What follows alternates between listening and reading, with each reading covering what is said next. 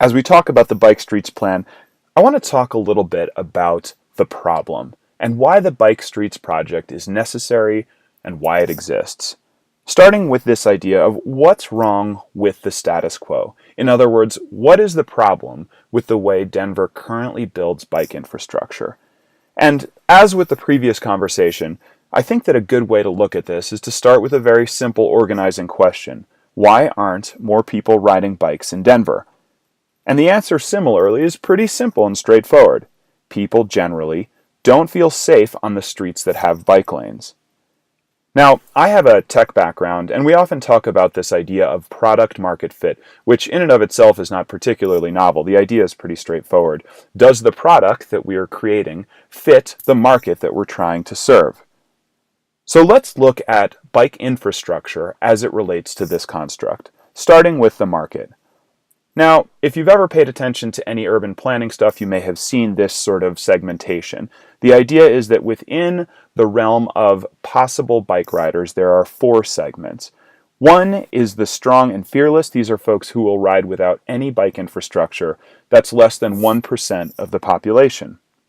7% is described as enthused and confident. These are folks who will ride on conventional bike lanes that are placed on big arterial streets. A full 60% of the population is described as interested but concerned. These are people who will ride on neighborhood streets and high-quality bike infrastructure. And lastly, to round out the picture, you've got about 32% who are considered the no way, no how group. These folks will not ride under really any circumstances. But with that said, you've got about 2/3 of the population willing to and eager to ride. Now, when we think about the conventional typical archetype of who a bicyclist is in a city, you might think of someone who looks like this, who's ripping along on a big street, wearing earbuds, maybe no helmet, or you might think about someone who's wearing Lycra, totally tricked out, ready to rock. The reality is, of course, lifted from the Denver Vision Zero action plan, that the streets are for everyone. The market of bicyclists includes children,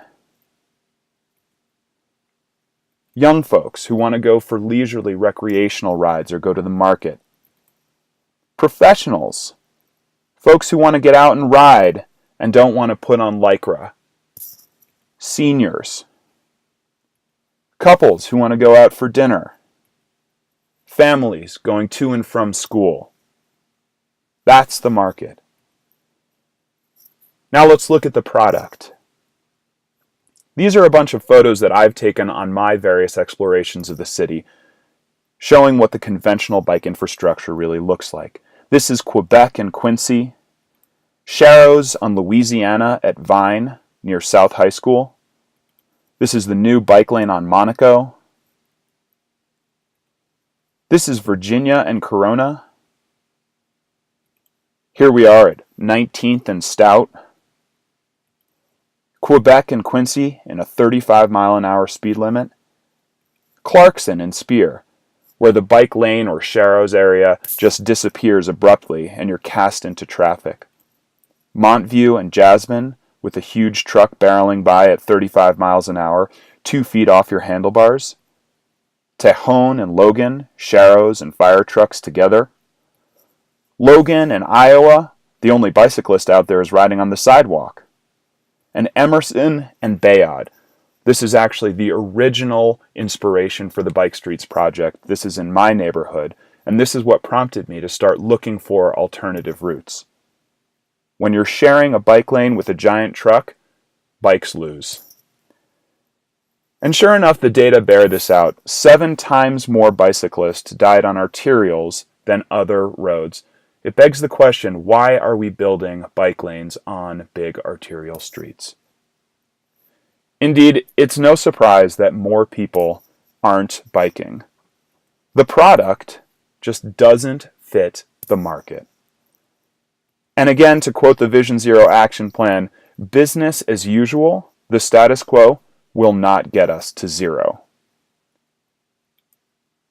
Next, we're going to talk about the Bike Street Solution, Phase 1.